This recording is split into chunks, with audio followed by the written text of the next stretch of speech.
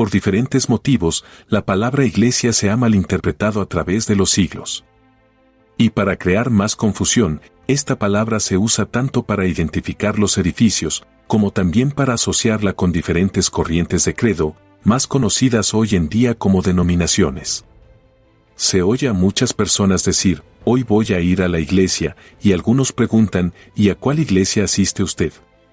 La persona que dijo que hoy iría a la iglesia se refería al edificio, y las otras que preguntaban se referían a cuál denominación o creencia pertenecían. Y esta doble interpretación, junto a la enorme cantidad de denominaciones, es lo que nos ha llevado a la falsa creencia de que hay que asistir a la iglesia para tener una relación directa con el Padre Eterno. Muchas veces creemos que debemos ir a un lugar específico para conectarnos con Dios. Pero la verdad es que Él está en todas partes. En cada amanecer, en el silencio de tu hogar, en el susurro del viento. No necesitas paredes ni altares para hablar con Él. Basta con abrir tu corazón. Dios siempre está contigo, donde quiera que estés Él te escuchará. La verdad es que sí, tenemos muchísimos edificios o templos y muchísimas y diferentes creencias llamadas iglesias que se dicen representar la religión cristiana y que son las que nos han llevado a esta confusión. Hoy, en esta primera parte de una serie de videos, nos concentraremos en la palabra iglesia y la pregunta de que si es necesario pertenecer a una iglesia o a una denominación para tener una relación directa con nuestro Padre. Uno de los problemas al que nos enfrentamos al tratar de contestar esta pregunta es que siempre hemos creído que es en los templos donde está Dios. Asistimos a los servicios, misas o cultos asumiendo que Dios va a estar presente. Esta manera de pensar nos lleva en la mayoría de los casos a unirnos a una denominación determinada, porque asumimos o creemos que esta es la voluntad de Dios para relacionarnos con Él. Otro problema que tenemos es que las llamadas iglesias siempre las hemos visto como si fueran las únicas representantes de Dios. Para encontrar la respuesta de si realmente necesitamos pertenecer a una iglesia o denominación para relacionarnos con Dios, tenemos que ir a las Escrituras. Es a través de los profetas, reyes, jueces y sacerdotes en el Antiguo Testamento y de Jesús, los apóstoles y discípulos en el Nuevo Testamento, los que nos pueden dar una respuesta clara, veraz y de autoridad a esta pregunta. Isaías capítulo 44 cimienta las bases para responder a nuestra pregunta. El versículo 5 nos dice, el justo, dirá, del Eterno soy yo. Y en el versículo 6 dice, así ha dicho el Eterno, Rey de Israel y su libertador, el Eterno de sus ejércitos, yo soy primero y yo soy último, aparte de mí no hay Dios. Lo importante que cada uno de nosotros, y me refiero a aquellos que respondimos al llamado del Mesías, y los que responderán más adelante, debemos entender, es que no somos propiedad de una iglesia, o de una denominación, sino propiedad del eterno Dios.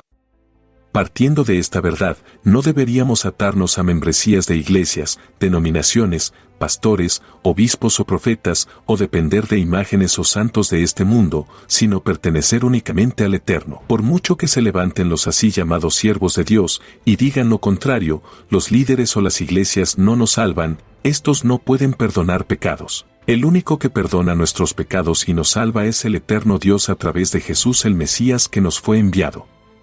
¿Cómo pueden salvar las denominaciones o iglesias si lo que hoy en día tenemos no son en realidad lugares de bendición, sino más bien todo un negocio establecido? En la mayoría de iglesias y denominaciones, lo más importante son las ofrendas y los diezmos que cuidar de las ovejas. No nos engañemos, porque además, para los líderes lo más importante ya no es el cuidado de las ovejas, sino los títulos que tienen. Hoy en la mayoría de las llamadas iglesias, ya no hay siervos, sino líderes que se autonombran profetas, profetisas, obispos, cardenales, apóstoles, etcétera, etcétera. Alguien dijo, con tanto título, ¿para qué Jesús?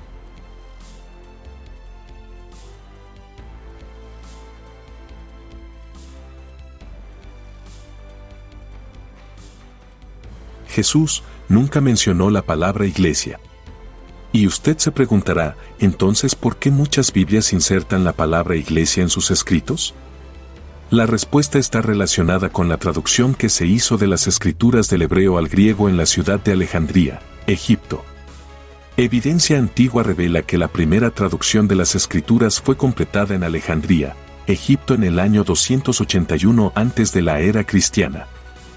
Dicha traducción fue hecha probablemente por 71 eruditos de Judea, invitados por Ptolomeo II, quien era el faraón de Egipto en ese momento. La razón por la que el faraón se interesó en la traducción de las Escrituras al griego, según nos dice Filón, un escritor judío del siglo I después de Cristo, fue porque en ese tiempo vivían cerca de 1 millón de judíos, que en su mayoría hablaban griego y no hablaban hebreo o arameo.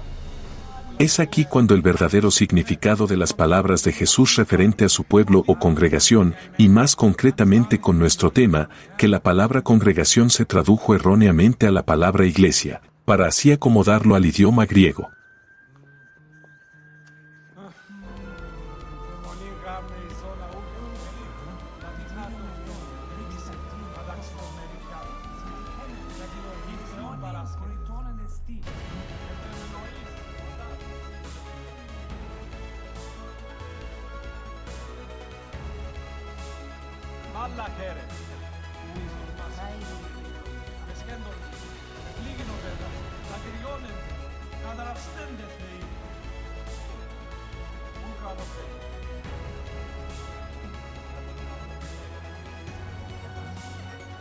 Mateo capítulo 16 y versículos del 13 al 20 siempre ha sido material de controversia. Los católicos reclaman que el Mesías dejó a Pedro como el primer papa y los protestantes discuten que Jesús instauró la iglesia y dejó a Pedro únicamente como líder de la iglesia. Sin entrar mucho en detalle sobre Mateo capítulo 16 y versículos del 13 al 20, debemos decir que, aunque Pedro definitivamente fue escogido por el Mesías para formar parte de sus apóstoles, y en cierta manera liderar la propagación de las buenas nuevas a todo el mundo, en ningún momento Jesús, conociendo nuestra naturaleza, podía dejar a un ser humano como fundamento para su pueblo o congregación. El mismo Pedro y Pablo más adelante aclararían todo esto, cuando declararon que Jesús el Mesías era la roca de fundamento. En otras palabras, Jesús es el único fundamento seguro, la única base sólida, firme y fuerte, nunca se moverá, ni será destruido y sostendrá cualquier cosa que descanse sobre él. Las palabras de Jesús tienen un impacto sobre la humanidad. Él habló de una roca, un fundamento inquebrantable sobre el cual se edificaría la congregación israelita. ¿Pero a qué se refería exactamente? La roca, sobre la cual la congregación israelita había de ser edificada, estaba conectada con la confesión de Pedro en el versículo 15. En ese momento clave, Pedro declaró: «Tú eres el Mesías, el Hijo del Elohim viviente». Esta declaración no solo reafirmaba la identidad de Jesús, sino que establecía una base sólida para toda la comunidad de creyentes. En estos versículos que nos ocupan, Jesús establece la congregación del Israel del pacto renovado. Esta congregación no es una más, es el único cuerpo con la autoridad para legislar para todo Israel. Jesús le concede el poder de atar y desatar, tanto en la tierra como en el cielo. Esto significa que las decisiones tomadas por esta congregación, guiada por la autoridad divina, tienen un impacto no solo en el ámbito terrenal, sino también en el espiritual. Es un llamado a la unidad, a la obediencia y a la fe en el propósito divino. La roca de la que habla Jesús no es simplemente una piedra física. Es la fe en la verdad de que Él es el Mesías, el fundamento sobre el cual se construye una comunidad fuerte y unida, capaz de llevar a cabo la voluntad de Elohim tanto en la tierra como en el cielo. Así, en la confesión de Pedro y en las palabras de Jesús, encontramos un principio eterno, la verdadera autoridad y poder vienen de la conexión con lo divino, con el reconocimiento de la soberanía de Jesús como el Mesías. En la carta primera de Pedro, capítulo 2 y versículos del 4 al 8 leemos: «He aquí, pongo en Sión la principal piedra del ángulo, escogida, preciosa, y el que creyere en él, esto es en Jesús el Mesías, no será avergonzado». Y en primera de Corintios capítulo 3 y versículo 11 Pablo dijo: «Porque nadie puede poner otro fundamento que el que ya está puesto, el cual es Jesús el Mesías». Jesús vino a invitarnos a entrar al reino de los cielos a través de Él.